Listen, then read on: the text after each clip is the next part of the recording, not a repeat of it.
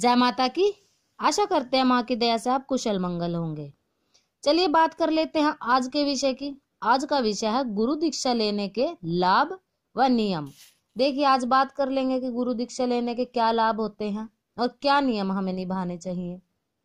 देखिए गुरु दीक्षा हमारे जीवन का एक अहम हिस्सा होता है, क्योंकि गुरु दीक्षा लेने से आदमी जन्म मरण के बंधनों से छूट जाता है, मोक्ष की प्राप्ति होती है। तो गुरु दीक्षा लेने एवं उसके दिए हुए मंत्रों का नियमित जाप करने से बहुत सारे लाभ होते हैं। देखिए शब्द को ब्रह्म कहते हैं और मंत्रों में उच्च कोटि के शब्दों का प्रयोग होता है, इसलिए दीक्षा लेने के बाद कुछ नियमों का पालन जरूर करना पड़ता है।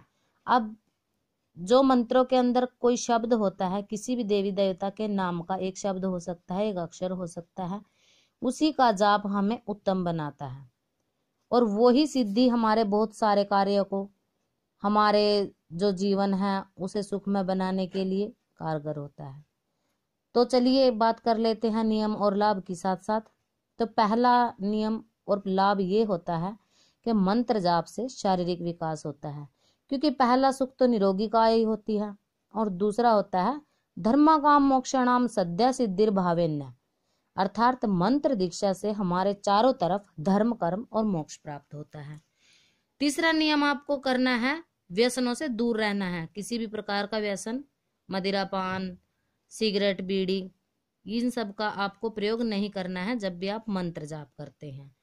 चौथा है किसी भी गुरु की निंदा ना करें।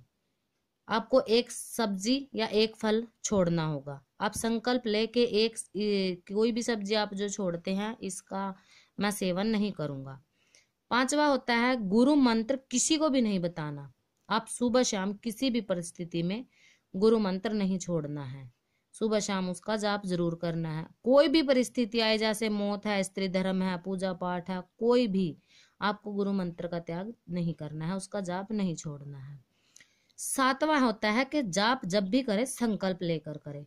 अब संकल्प से क्या फायदा होता है कि संकल्प लेने से हमारा एक नियमित समय बंध जाता है और हम उसी समय पर अपने मंत्र का जाप करते हैं और हमारा मंत्र धीरे धीरे एक दिन ऐसी स्थिति पर पहुंच जाता है कि वो सिद्ध हो जाता है और उसी एक गुरु मंत्र से हम बड़े से बड़े कार्य करने में सक्षम हो जाते हैं।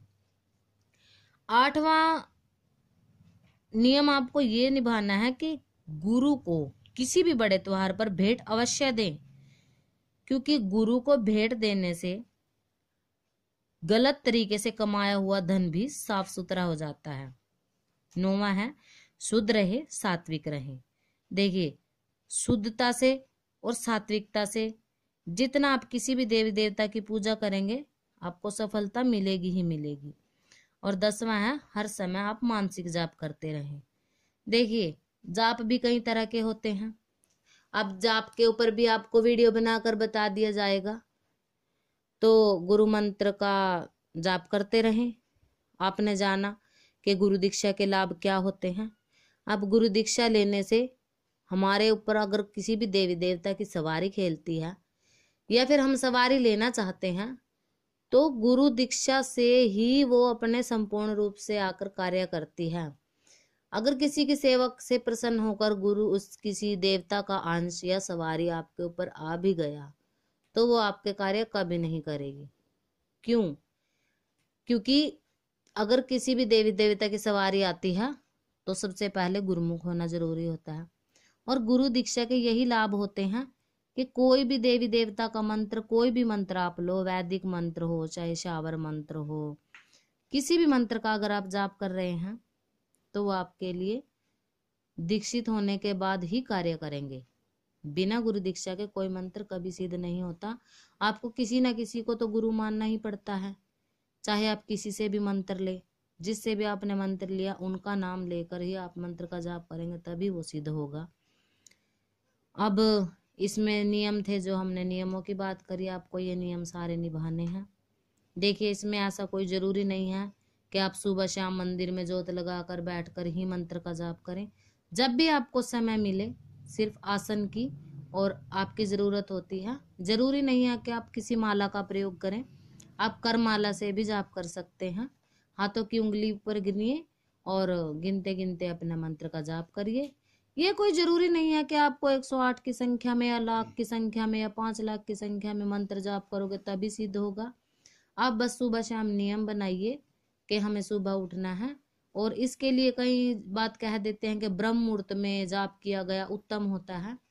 देखिए ये बात बिल्कुल सही है, और ब्रह्म मुहूर्त में इसलिए जाप करने को कहा गया है क्योंकि उस वक्त हमारे चारों तरफ वातावरण में शांति होती है, और शांति में हमारा ध्यान लगता ही है। और जब भी आप मंत्र जाप करते हैं, ध्यान लग जाता है, तो वो मंत्र जल्दी सिद्ध हो जाता है। देखिए आप किसी भी मंत्र का जाप करें, पहले गुरु दीक्षा ले, गुरु से मंत्र ले। इधर उधर से कोई मंत्र आपने उठा लिया कि किसी किताब से ले लिया, इंटरनेट से ले लिया, ऐसे आप चाहे कितनी भी मेहनत करो मंत्र सिद्ध नहीं होगा। किसी को गुरु मानकर दीक्षित होकर गुरु दीक्षा लेकर ही जाप करें, आपके लिए उत्तम होगा। आगे बात करेंगे आने वाली वीडियो में कि मंत्रों का जाप कैसे करें, कितने प्रकार का ये जाप होता है। तो हमारे चैनल पर आए, बने रहें। मिलते हैं नई वीडियो के साथ। जय माता की।